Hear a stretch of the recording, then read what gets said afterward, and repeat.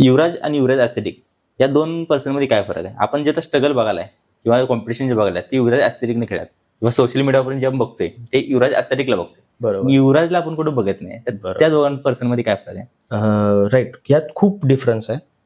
Wien we talk about Yuvraj aesthetic बद्दल बोलताना, Yuvraj aesthetic is a champ. Yuvraj aesthetic is a discipline person. Yuvraj aesthetic is a person who does what he says.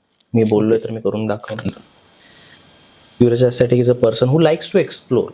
फिरायला आवडतं, नवीन नवीन जागाबद्दल नवीन नवीन शिकायला आवडतं. That is Yuvraj aesthetic.